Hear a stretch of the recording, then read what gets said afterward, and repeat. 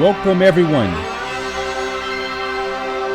to part one of something very, very special to me and hopefully soon to you. Yes, this is a game that, well, for starters, is presented by Capcom back when they were commendable as a company, so it's off to a good start already.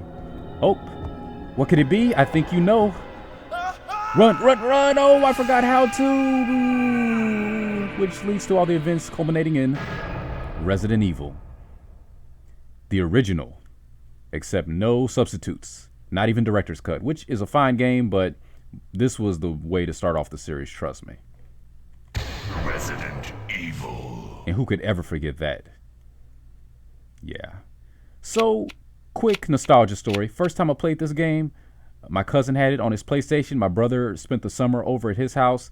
And needless to say, we spent far more time inside than we should have because of this game. My brother got to play first because, older, beat me up, that sort of thing. What am I going to say? He had several years and a couple of feet on me. So he picked Chris. So since I got to see Chris's story through watching him play, I said, well, when I finally got a chance to play myself, I want to see something different. So I went with option B, which is Jill Valentine. And it's funny because reasons I will get into as the LP continues. For now, let's sit back and watch some story unfold. 1998 JULY because I gotta in Raccoon Forest. Alpha Team is flying around the forest zone situated in northwest Raccoon City, where we're searching for the helicopter of our compatriots Bravo Team, who disappeared during the middle of our mission. No, I haven't found it yet. I'm starting to think that this inspired Blair Witch Project. Bizarre murder cases have recently occurred in Raccoon City. There are outlandish reports of families being attacked by a group of about 10 people.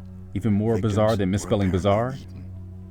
Bravo Team went to the hideout of the group and disappeared. Look, Chris! Oh, in case you didn't already know, but you probably did, best voice acting ever in any game of all time. Take note now. And enjoy. They don't make them like this anymore, guys. It was Bravo Team's helicopter. Nobody was in it. But strangely, most of the equipment was still there. However, we soon discovered why.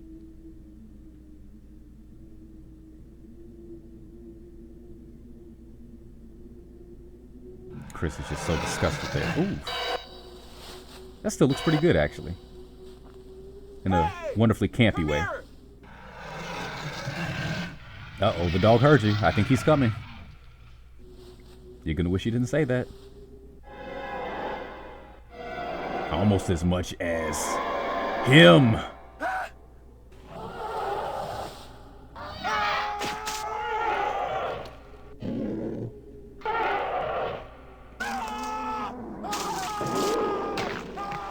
Joseph!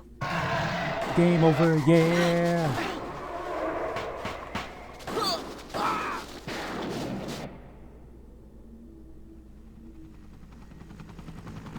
No! Don't go! Sucks to be you guys, for real. How much would that suck?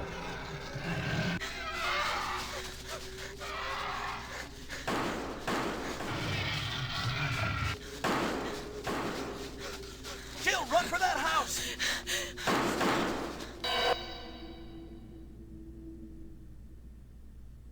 And so it starts.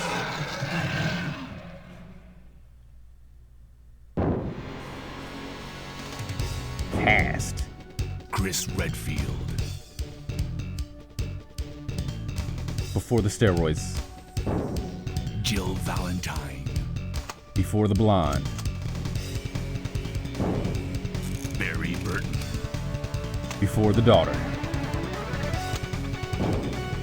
Rebecca Chambers. Before the zero. And before Billy. Well, actually, technically. Albert Wesker.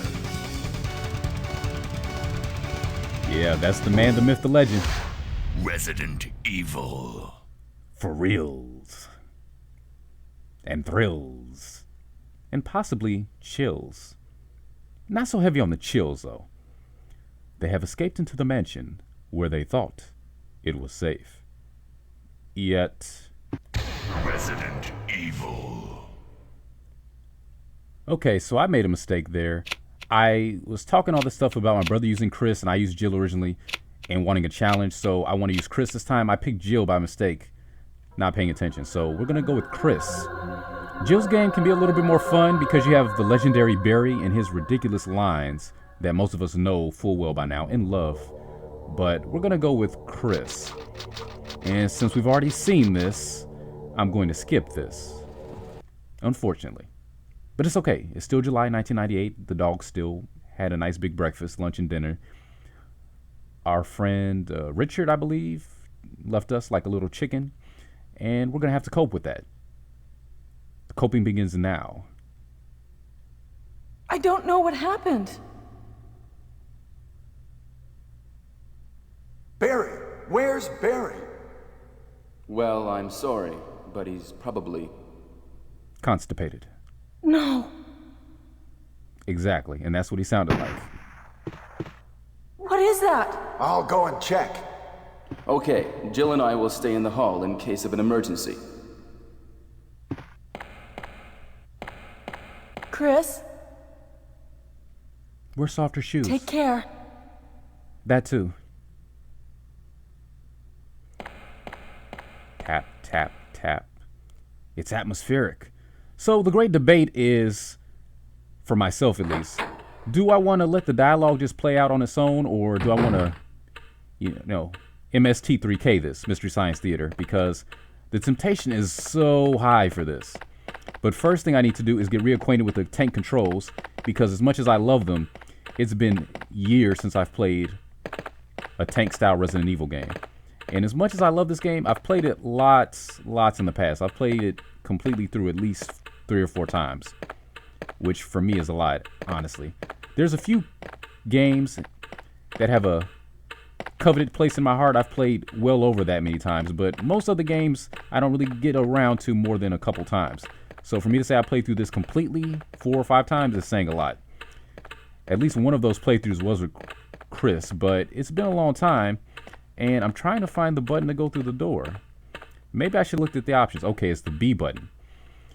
Yeah.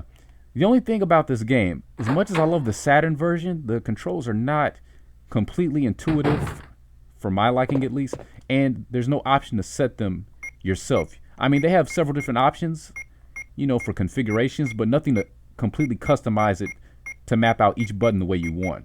So it's going to take me a moment to get it all figured out. Like, for example, A button cancels out there, which seems counterintuitive. I would expect A to be the button to confirm and B to cancel. But B is the button that selects it. So, yeah. Now, turning around is about what I expected. And the R triggers to hold my weapon in place. B is to attack. I'm guessing C has the same function as A, or maybe not. Yeah. So A cancels, B selects. Yeah. And what does C do? Check. C is the zoom in button. A cancels again, so. Okay, Z is zoom out. C is zoom in. Okay. Interesting. D-pad does that. Okay. It's going to take some getting used to. I foresee some unfortunate deaths in this playthrough, but that's fine. This is for fun more than anything. Oh, I need to know how to dash, that's for sure. Okay, A button cancels and dashes. That's what that does. X and Y, L trigger, no functions. Okay, I got the basics here. So, what are we dealing with here? We're dealing with a zombie.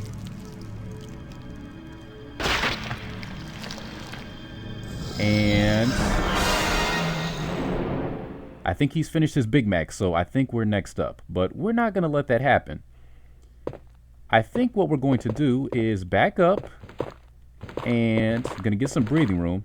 I don't know if I can pull this off because, yeah, going to have to get reacquainted with the movement here. It's a little tricky. It's a little sticky. It's a little iffy. But let's see if I can knock out this zombie in a jiffy. Another iffy. I was trying to knife him and run. Stick and move, stick and move.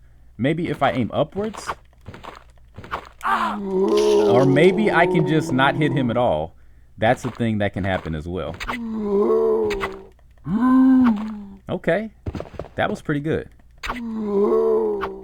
Ah, run, run, run, run. Ah. Chris can take a lot of hits, but you still don't want to be too careless. Ah. I'm probably hurting at this point. But Chris can take it. Oh, wow, really?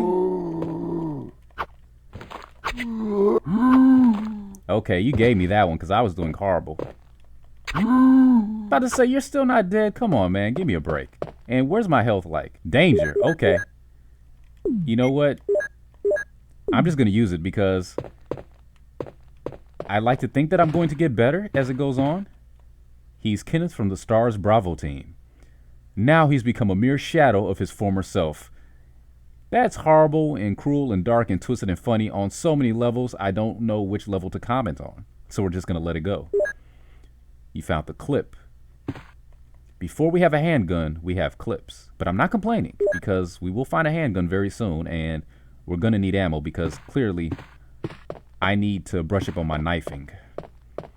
So Kenneth, there's no hope for him. He is long gone. No coming back from a decapitation. So moving on, let's see if any of our other Bravo comrades have survived this ordeal. It's not looking good for them. In fact, it's looking rather grim in every sense of the word. But we'll see what we can do because we're the Alpha team. Yeah, we're the Stars Alpha team. We're the best and the brightest. If we can't do it, no one can. Speaking of no one, where is everybody? Wesker? Jill?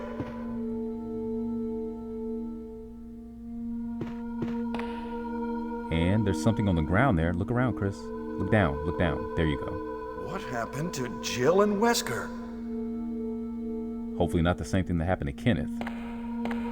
But we got to give them more credit than that. They were in the intro video, so they've got to be more important. Will you take the Beretta? Yes, I will. Not a big gun guy in real life, but in Resident Evil, yeah. I know people can do a knife-only run. I am not going to be so bold. Will you take the ink ribbon? I don't really want to just yet, but I will because I probably will be saving very soon. So, nothing over here. Now, if this were remake, this area would look completely different. Again, play remake if you can. It's an excellent, extraordinary experience of a game. I don't have words for it. It's fantastic. But I do like the original for its own little quirks and intricacies. You know, it's a little rough around the edges visually, but, you know, if you're not a graphics whore or you're not too picky about that sort of thing, if you can look beyond those kind of faults, those cosmetic faults, you know, it still has held up very well. And even graphically, because they use pre-rendered backgrounds, you know, it sort of worked in the game's favor. It's caused it to age better than it would have otherwise. If the game was, you know, fully rendered in polygons as opposed to CG, yeah, it would just look pretty jaggedy. And the PlayStation version does look a little bit smoother and cleaner overall, but it's not to the extent that it renders the Saturn version inferior. Some people even consider the Saturn version, which is what I'm playing clearly, the better version simply because of the extras that were added to it, which we will be seeing in due time. That's the plan, at least. At the moment, I'm not even sure if I'm going to continue this to completion. That's the goal, but I've got other projects that I'm running in tandem with this, and this is just for fun. I wanted to play this game again anyway because it's been so long and it is one of my favorites, but I really don't know. It has a lot to do with how well I can cope with it because I haven't played this style of game in so long, and clearly I'm a bit rusty. I used to be very good with the knife, but I'm also thinking of the Code Veronica knife when I say that, which was a beast of a knife. Code Veronica knife was just, it was a monster. This one not so much, but you can still use it better than I've been using it for. But again, first zombie, I'm rusty, you know, these things happen. And I know that he can grab me if I'm not careful, but he's not gonna grab me because I was careful. Aha, aha. I've conquered the game this day, and this day alone. But we go in this room, and it's locked. A carving of a sword.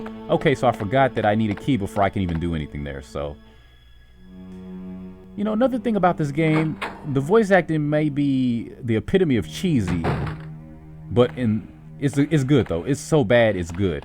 But the music is phenomenal in this game. It sets the mood perfectly. It's eerie, it's ominous. It provides the right level of tension and ambience that adds to the overall atmosphere. And yeah, you know what? I've played this game a few times. Like I said, I haven't played it to the point where I know it by heart. Like some games I've played to the point where I memorized them, you know, but this not so much. And especially not with Chris. Jill's playthrough, if I had chosen to use her, it would be a much more competent LP in terms of skill because, you know, I kind of have a better sense of how her plot line progresses. Chris, I really have no clue. And there's a character we're going to be meeting very soon who, depending on my actions, can live or die. And I really want her to live, but there's a good chance I'm going to slip up and do the wrong thing and she's going to die. But let's try to avoid that. And, you know what, we're just going to wait on him. I was debating if I wanted to knife him at all, but I decided against that because, yeah, not quite comfortable with that just yet. I'm going to have to find a good wide open space room to practice that. And see, they get you with those sound effects. You don't know how close the zombie is. And we actually do want to go over here very soon. This door's probably locked. It looks like a locked door, yep. Carving of armor. These things are good to note.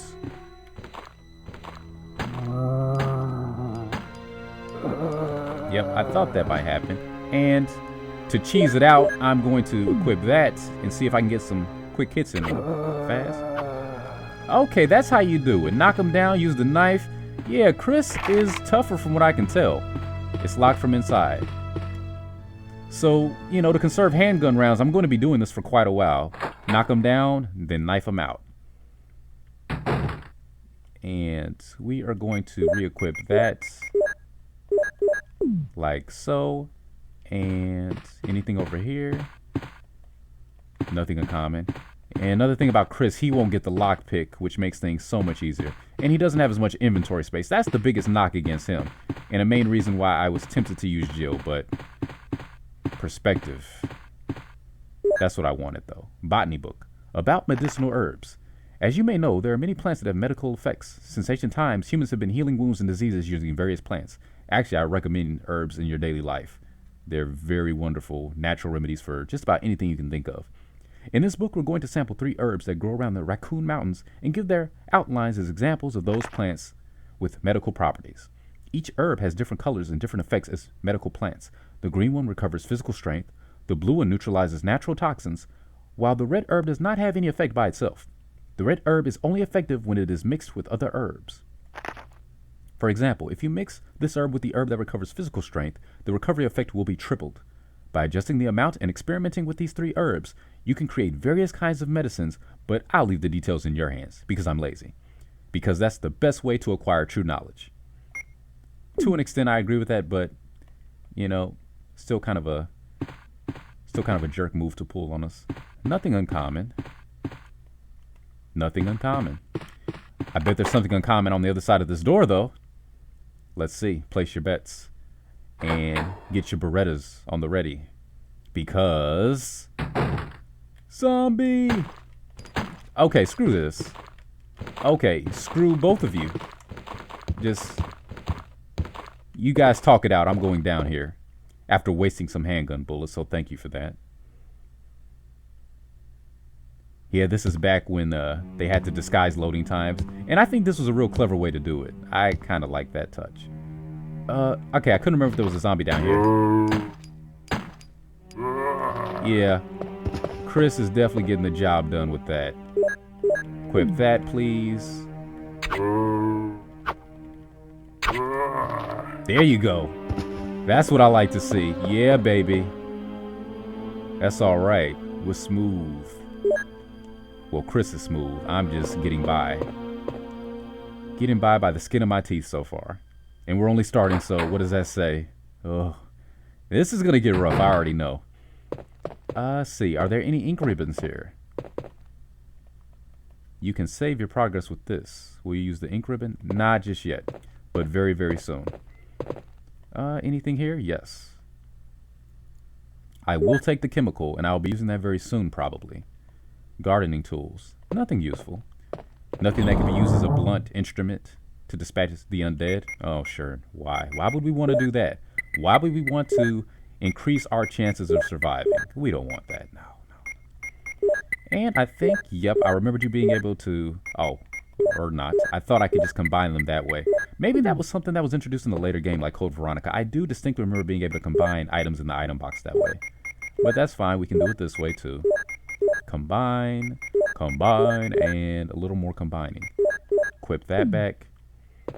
And we're at 15 minutes. This is going to be a short video, but you know what? That's fine.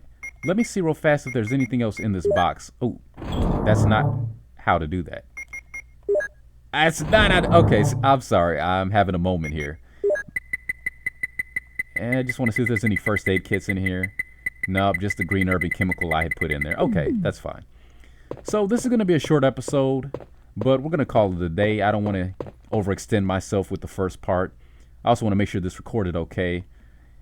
Using a different setup here. Again, I want the quality to remain consistent throughout. My Dragon Force LP, it was my first one ever, so I had that going in, but it was rough around the edges, especially in the beginning stages, so I just want consistent quality all the way through. So with that being said, we will use the ink ribbon, we will save our game, we will use the cartridge memory because there's more space there. Save one in the main storeroom. And that does it for part one of Let's Play Resident Evil on Sega Saturn. This has been Chris. No, really, this is Chris. I am Chris Redfield. Nice to meet you. Thanks for watching. Take care, and hopefully, see you soon. As Chris ponders reality and the nature of existence. And also steroids. Should I? Shouldn't I?